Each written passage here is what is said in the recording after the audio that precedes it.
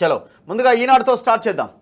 ఈనాడులో ఇవాళ కనిపిస్తున్న వార్తలు: ప్రజారోగ్యంతో చెలగాటం, నకిలీ మందులకు మార్కెట్గా రాష్ట్రం, ప్రజల ప్రాణాలు పణంగా వ్యాపారం, ప్రముఖ కంపెనీల లేబుళ్లతో విక్రయాలు, కోకొల్లలుగా అనుమతి లేని మందుల దుకాణాలు, డీసీఏ తనిఖీల్లో ప్రతి చోట నివ్వెరపోయే ఉదంతాలు. ఎంత పెద్ద ప్రమాదం చూడండి. అన్నింటికీ మన రాష్ట్రమే కేంద్రంగా ఉంటుంది, మార్కెట్గా ఉంటుంది. నకిలీ మందులకి మనదే రాష్ట్రం, డ్రగ్స్కి మనదే రాష్ట్రం, మద్యానికి మనదే రాష్ట్రం. మీరు ఏ లెక్కన చూసుకోండి, లింక్ మన దగ్గరే ఉంటుంది. తెలంగాణలో నకిలీ మందుల మార్కెట్కి రాష్ట్రం అడ్డాగా మారిపోయిందట. ఇప్పుడు మీరు మెడికల్ షాప్కి వెళ్ళి కొంటున్న మందులు నకిలీవో ఒరిజినలో తేల్చుకోలేని పరిస్థితి. సేమ్ బ్రాండ్, సేమ్ లేబుల్ కనిపిస్తుంది, కానీ మీరు వేసుకునే మందు నకిలీది. మీరు వేసుకున్న తర్వాత ఆ మందు పనిచేయదు అంటే రోగం మరింత తీవ్రమవుతుంది. ఎంత దారుణమైన దుర్మార్గమైన పరిస్థితి చూడండి. ఇది మనం ముందు నుంచి చెప్తున్నాము, చాలా రోజుల నుంచి ఇలాంటి కథనాలు వస్తున్నాయి.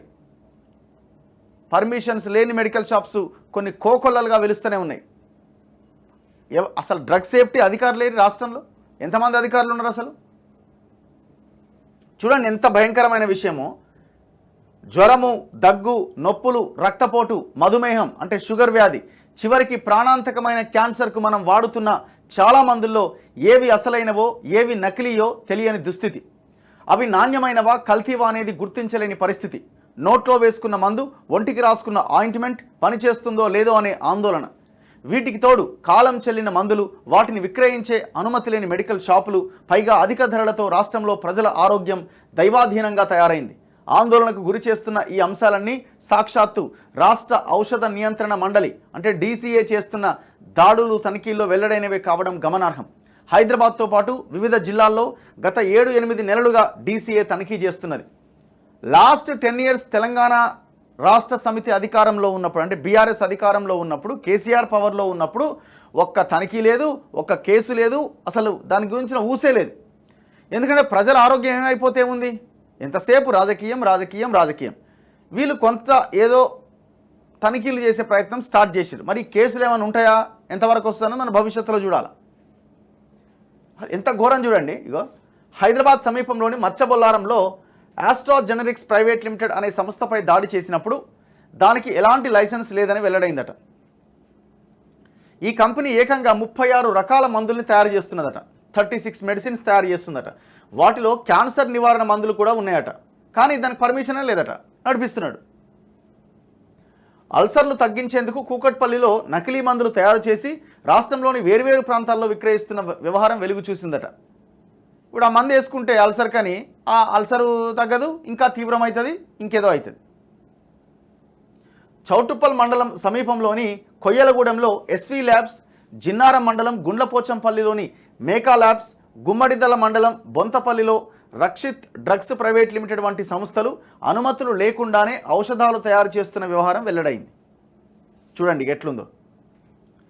మచ్చబొల్లారంలో అధికారులు స్వాధీనం చేసుకున్న 4,35,00,000 విలువైన నకిలీ క్యాన్సర్ నివారణ మందులు. ఇవన్నీ నకిలీవే దొరికినాయన్నీ. అంటే క్యాన్సర్ పేషెంట్ ఈ మందులు వేసుకుంటే కథమేగా, ఇంకెక్కడిదిగా, తగ్గేది ఉండదు, ఏముండదు, ఇంకా వ్యాధి మరింత తీవ్రం అవుతుంది. మరి నేను మెడిసిన్ వేసుకున్న కదా తగ్గట్లేదంటే అది క్యాన్సర్ కదనే, చాలా పెద్ద రోగం, అది ఇక ఏం చేయలేం అనే కాడికి వస్తుంది పరిస్థితి.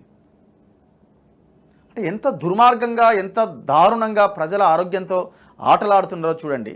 మీరు చూడండి, హైదరాబాదు ఇట్లాంటి నకిలీ మందులకి టాప్లో ఉంటుంది. డ్రగ్స్ ఎక్కడ దొరికినా హైదరాబాద్కి లింక్ ఉంటుంది.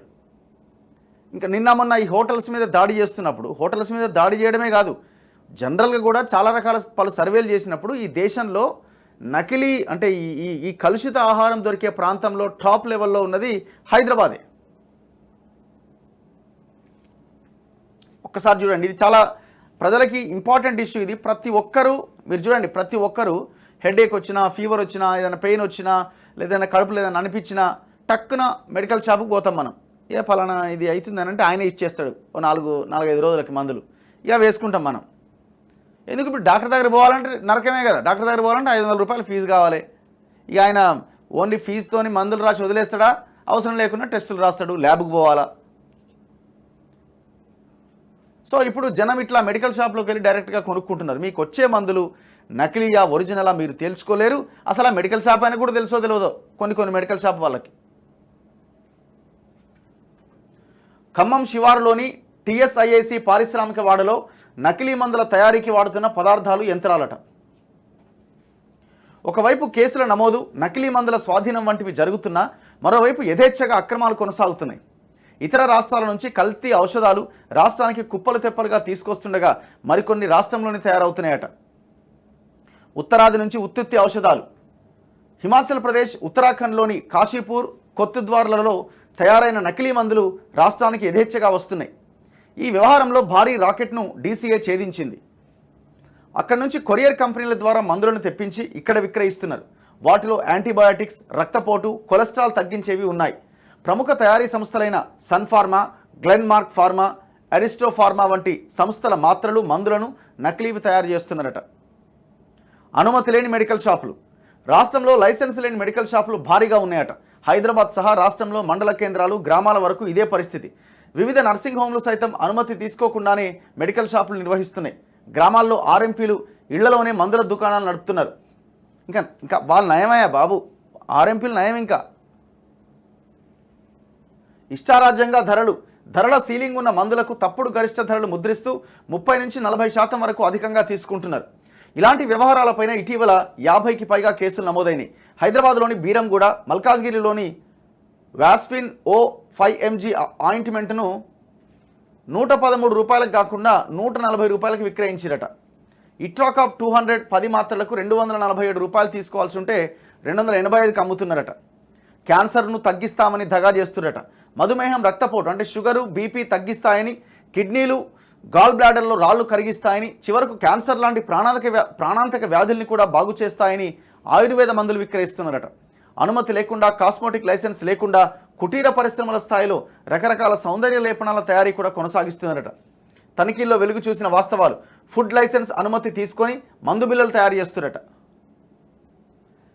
పెప్టిక్ అల్సర్లను, జ్వరాలు తగ్గిస్తామని పేర్కొంటూ నకిలీ మందులు విక్రయిస్తున్నారు. ప్రముఖ కంపెనీల దొంగ లేబుళ్లు, అల్యూమినియం ఫాయిల్స్, ఇతర ప్యాకింగ్ మెటీరియల్ తయారీకి ప్రత్యేకంగా కొన్ని సంస్థలే వెలిసినాయట. ఇదంతా హైదరాబాద్లో అండ్ జిల్లాల్లో ధరల నియంత్రణ ఉన్న ఔషధాలను సైతం ఇష్టారాజ్యంగా అధిక ధరలకు విక్రయిస్తున్నారు. అక్రమంగా బ్లడ్ బ్యాంకుల నిర్వహణ, అనుమతి లేకుండానే దాతల నుంచి ప్లాస్మాను సేకరిస్తున్నారట. ఇన్సులిన్ లాంటి వాటిని సైతం గది ఉష్ణోగ్రత వద్దే భారీ పరిమాణంలో నిల్వ ఉంచడం, భారీ పరిమాణంలో ఔషధాలు బిల్లులు లేకుండానే కొనడం, నిబంధనలకు విరుద్ధంగా దగ్గుమందుల నిల్వ విక్రయం, లక్షల రూపాయల విలువైన గడువు ముగిసిన మందులు. ఇట్లా ఎందుకు ఈ దగ్గుమందులు అంటే ఇది మత్తు పదార్థాలకు వాడుతూ ఉంటారు. అది హెవీ డోస్ తీసుకుంటే మత్తులోకి వెళ్ళిపోతూ ఉంటారు. ఇప్పుడు మీరు ఈ వైట్నర్లు ఇట్లాంటివి వాడుతూ ఉంటారు చాలామంది పెడదారి పట్టిన యువత. ఇది రాష్ట్రం పరిస్థితి. ఏం చేస్తారో ఏమైపోతుందో అసలు అర్థం కాని సిచ్యువేషన్. అంటే ఇది ఎట్లా స్టార్ట్ అయింది? ఇప్పటికిప్పుడు స్టార్ట్ అయింది కాదు. ఇది లాస్ట్ 10 సంవత్సరాలుగా పూర్తిగా నిర్లక్ష్యం. ప్రజల ఆరోగ్యం గురించి అది మనకు అవసరం లేదు. ప్రజలు ఏం తింటున్నారు, ఆ ఫుడ్ ఎట్లా పోతున్నది, ఆ కల్తీ ఫుడ్ మీద చర్యలు తీసుకోవాలి, అదే అవసరం లేదు. మనకి ఏమైనా రాజకీయం. అందుకే ఇప్పుడు వచ్చిన గవర్నమెంట్ అయినా మార్పు దిశగా ముందుకెళ్తుందని మనం ఆశిద్దాం. వీళ్ళు రైడ్స్ చేసే ప్రయత్నం అయితే చేస్తున్నారు. హోటల్స్ మీద రైడ్స్, మెడికల్ షాపులు వాటి మీద రైడ్స్ చేసే ప్రయత్నం చేస్తున్నారు. ఇది మరింత వేగంగా జరగాలి.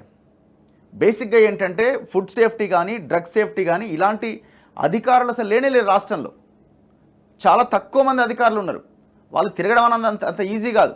ఇది ప్రజల ఆరోగ్యానికి సంబంధించిన విషయం కాబట్టి అసలు సరైనటువంటి రిక్రూట్మెంట్ జరగాలి డిపార్ట్మెంట్స్లో.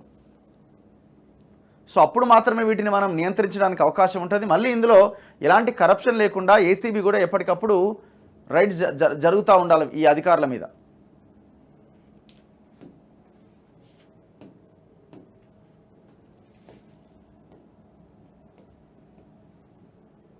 ఇప్పుడు ఇంతకాలం ఇప్పుడు క్యాన్సర్ నకిలీ మందులు కూడా తయారు చేస్తున్నారంటే ఇప్పుడు ఆ మందులు వాడిన ఎంతమంది ప్రాణాలు కోల్పోయి ఉంటారు చెప్పండి?